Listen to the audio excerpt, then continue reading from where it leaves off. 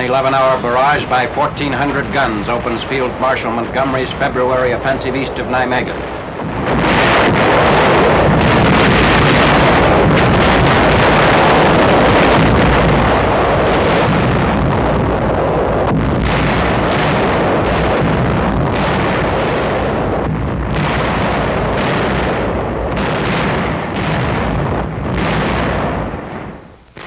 At 10:30 hours, 8 February, infantry of the 1st Canadian Army jumps off on a front between the Maas and the Rhine. In the path of the drive is the Reichswald, its natural barriers strengthened by a belt of Siegfried-Line pillboxes which run through the forest. Thick minefields and anti-tank ditches also confront the troops under General H.D.G. Creerar's command. A pillbox is knocked out.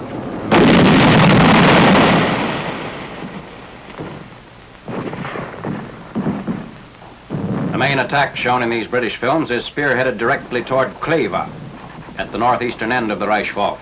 According to intelligence reports, the Nazis are forced to bring up divisions from the Cologne Plain to meet this latest thrust. The Canadian 1st, one of the armies of Field Marshal Montgomery's 21st Army Group, is disclosed to be about 75% British.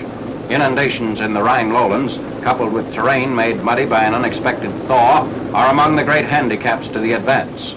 However, the front, which originally extended 4 miles, is gradually expanded. More than a dozen towns are captured during the first 2 days of the Rhine push. Heavy rainfall floods the streets of several villages. By 11th February, Kleve is reached. Kleve is about 7 miles beyond the border inside northwestern Germany. Enemy resistance is methodically broken down by infantry units with tank support.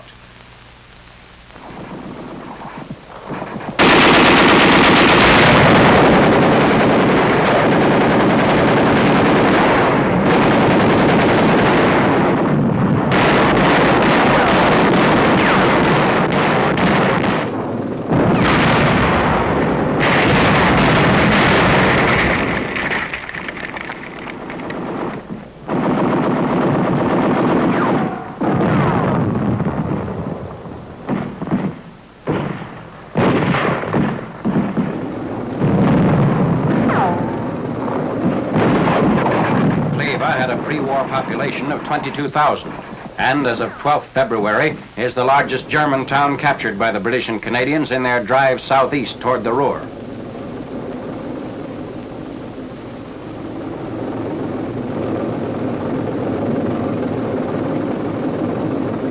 The advance nets 5,000 prisoners in 5 days.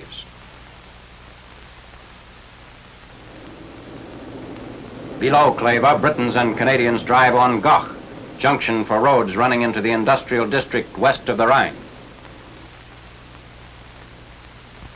81mm mortar crews supporting the infantry early in February during the elimination of the German salient in the vicinity of Agno.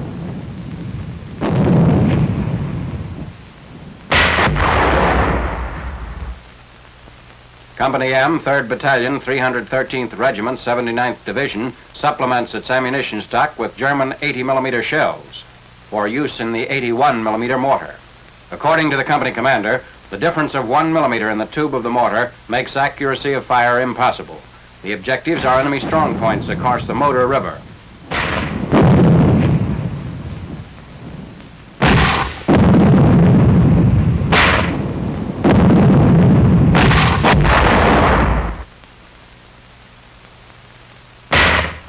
Demonstrating detection of the German non-metallic Topf mine, 44th Division engineers with the 7th Army try out 2 sweepers. The SCR-625F, which responds to metallic mines, shows no needle registration, although actually over the Topf mine. When the ANPRS number 1 encounters the same suspicious spot, its meter indicates the presence of the mine.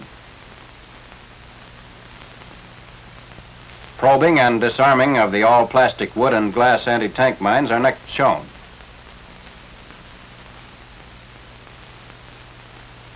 Last November, a German field manual dealing with the Topf mine was located and reprinted by the 15th Corps Engineer Intelligence Section.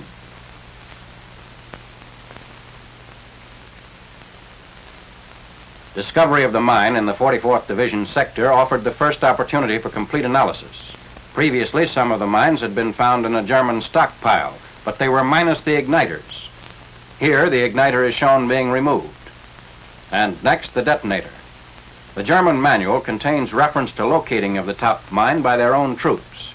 Mention is made of a specially adapted mine detector, Stuttgart 43, which responds to a mixture placed in the soil covering each Topf mine.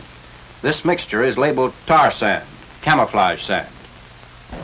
Air Corps films of Nazi planes being shot down by Mustangs and Thunderbolts, which provide protective cover for fortresses and liberators on sorties deep into industrial Germany.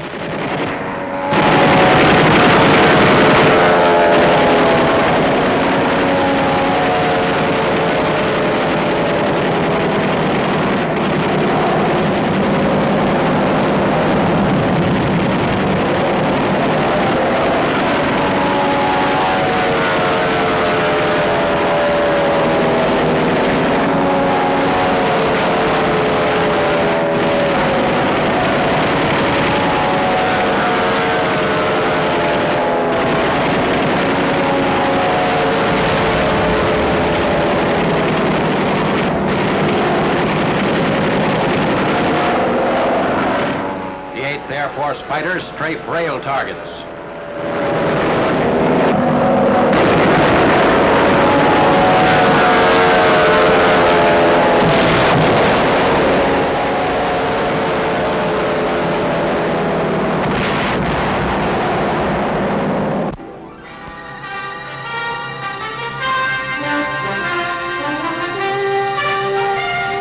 Salvaging the parts of B-24s and other aircraft wrecked beyond repair is nothing new. But an Air Corps quartermaster outfit with the 15th Air Force in Italy has given a new twist to the use of scrap metal from the busted-up planes. That's a mess tray he's outlining on a piece of duraluminum selected from a heap of discarded metal.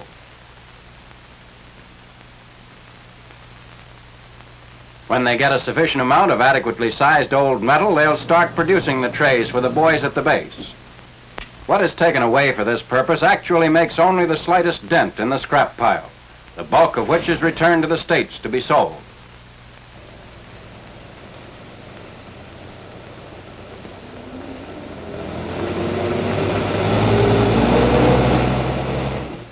The scrap metal is unloaded at the quartermaster machine shop, where the design and method for producing the trays have already been worked out. After cutting off the rough edges, the selected pieces are given an acid bath. A tech sergeant with experience as a die maker perfected the mold, and the rest is as simple as all this. The press is, of course, standard equipment belonging to the machine shop.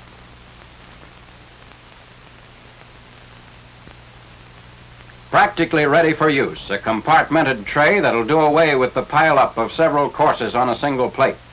Surface dirt is removed, rough spots trimmed clean, and the tray is ready for issue at the next mess call.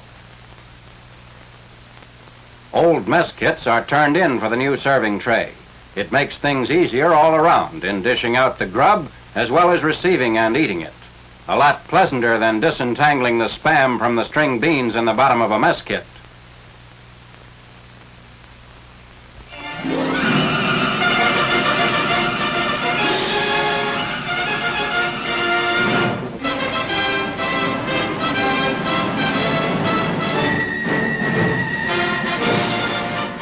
Preparing to respray Saipan with a DDT solution. Men of the 743rd Medical Sanitary Company load 5-gallon tins of the Army's insecticide. Soon after initial landings here last summer, an oily solution of DDT was sprayed from the air over jungle and swamp. The resulting extermination of disease-bearing mosquitoes and flies was commended by Brigadier General Raymond W. Bliss, Assistant Surgeon General. He said, "Now, if one mosquito is located, we consider it comparable to finding a four-leaf clover." Respraying is necessary because the toxic effect of the insecticide wears off about every 4 months. After being poured into drums, the DDT solution is pumped into a converted belly tank inside the plane.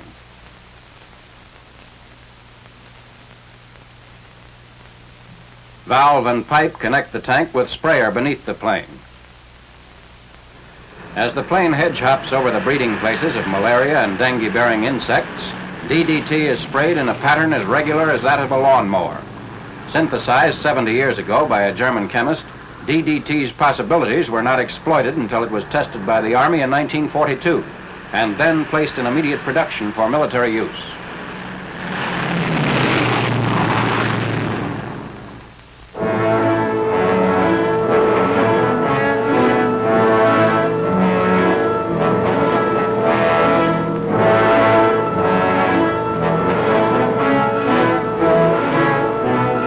On 21st January, British units approached RAMREE Island, 50 miles south of Akyab, for the second Burma landing within a month. Heavy bombers of the RAF and American Air Forces wing toward the interior of the island. Bombing from 6,000 feet, they meet no enemy planes and only slight ground fire. 360 tons of fragmentation bombs are dropped on the fortifications in the wooded hills approximately a mile inland from the beach.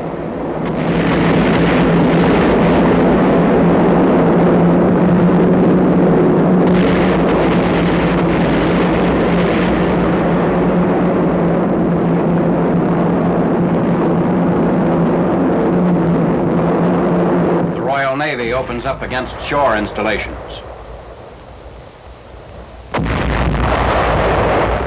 The coordinated bombardment reduces the enemy shore defenses. At 0930 hours, the landing gets underway. The assault craft head toward the beach near the town of Chaukpu.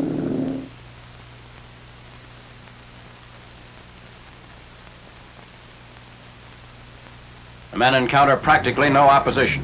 Within an hour of the initial landings, a beachhead is secured on the end of a heavily mined but disused airstrip.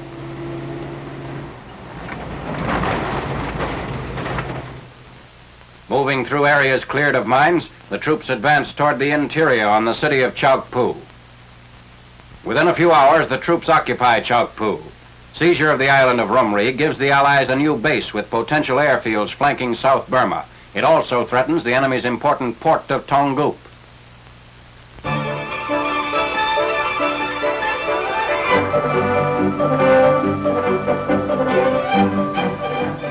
Air Corps films of an aircraft plant in India. Under U.S. Army direction, it is servicing ships of the 10th Air Force and other Allied flying commands. 20,000 Indian employees and 200 American civilian supervisors work in ships. The modern plant has its own foundry, sawmill, and laboratory facilities. 3 times the management of this factory was bombed out of similar plants established in China. They were also chased out of Burma by the Japs. In May 1941, with the support of the Mysore state, they completed the factory at its present location. It is equipped to handle any type of airplane job.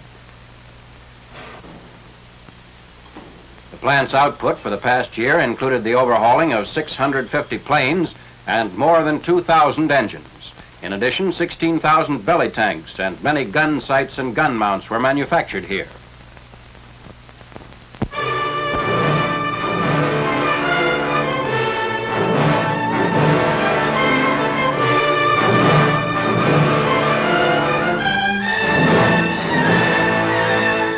First convoy over the new Stillwell Road approaches its final destination 24 days after leaving Lido, India. Although twice attacked by enemy planes, the 6-mile column of trucks makes the 1,044-mile journey to Kunming, China without suffering damage. On 4th February, the first trucks from the outside world since 1942 reached the city's gates. The convoy halts outside the West Gate entrance while General Pick and his aides proceed to the speaker's platform. He's introduced by Major General J.L. Huang. This first convoy over this road, the governor and the commanding general of the Generalissimo's headquarters is now presenting to General Pick a banner on which is scrawled these 4 letters, 胜利之路, which means the road to victory. General Pick.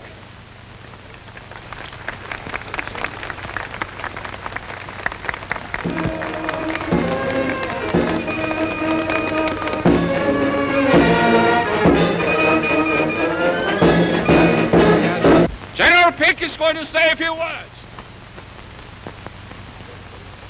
General Long,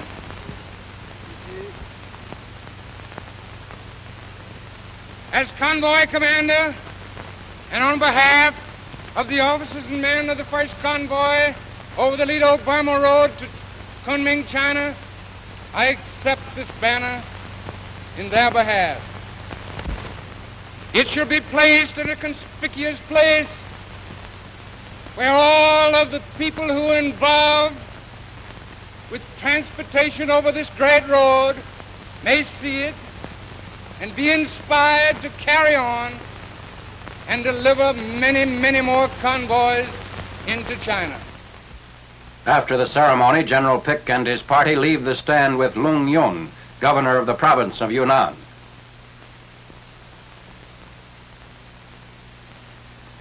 At the West Gate entrance, the ribbon across the road is cut. The convoy rolls into the city. Firecrackers and cheers greet the trucks as they pass through the streets.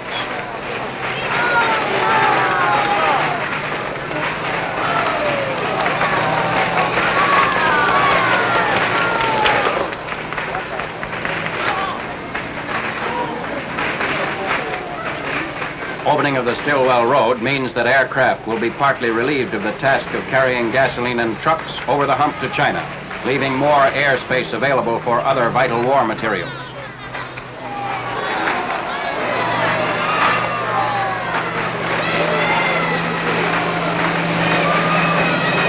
Hold on my camera. The road's engineers figure on 60,000 tons a month of all types of munitions and supplies being carried over the new land route.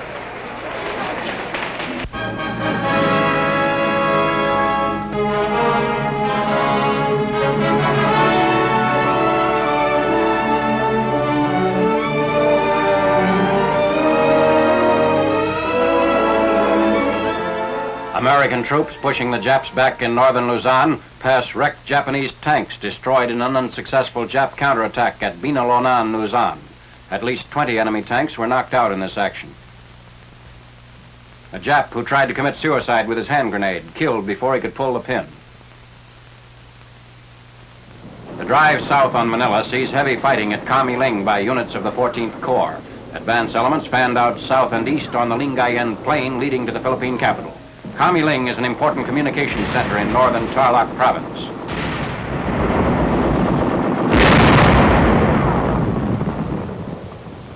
The troops push forward along the highways through KUNMING and Tarlac on the road to Manila.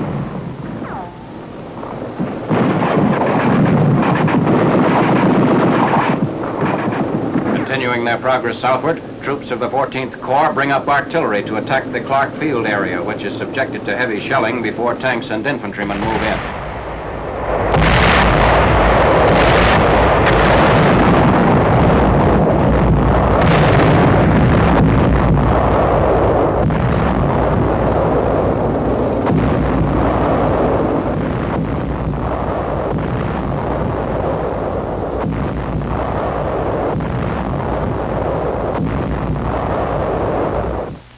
Clark Field littered with abandoned enemy aircraft and equipment.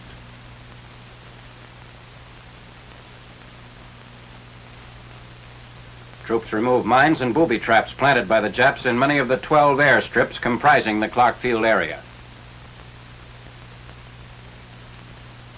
General MacArthur at Clark Field, 26 January, shortly after our troops had driven the last Japs from the sector.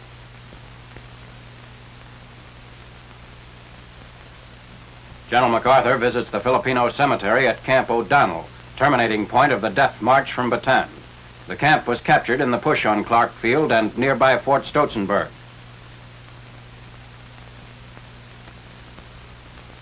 Preparations are made for an attack on Hill 70, strongly fortified Japanese position barring the way to Manila.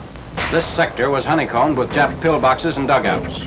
Mortars, flamethrowers, and grenades are used to root out the entrenched Japs. An explosive charge in a 5-gallon gasoline can is improvised to blast an enemy position.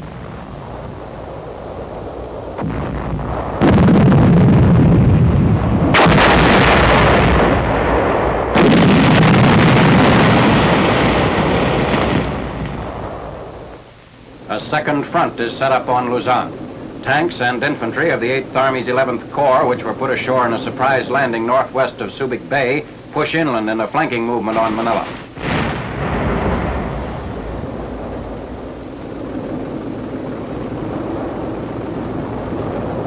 Some resistance is encountered from a battalion of Japanese entrenched in the hills about 8 miles inland from Subic Bay, near Mount Amy.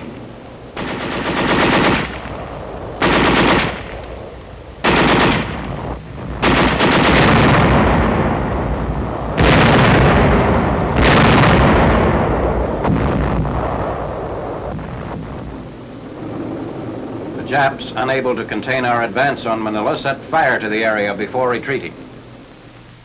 A third front strikes Luzon from the south. Paratroopers of the 11th Airborne Division, attached to Lieutenant General Robert L. Eichelberger's 8th Army, aid the swift advance of the American troops in the drive on Manila by seizing Togatai Ridge, a road junction in the southern edge of the Cavite province.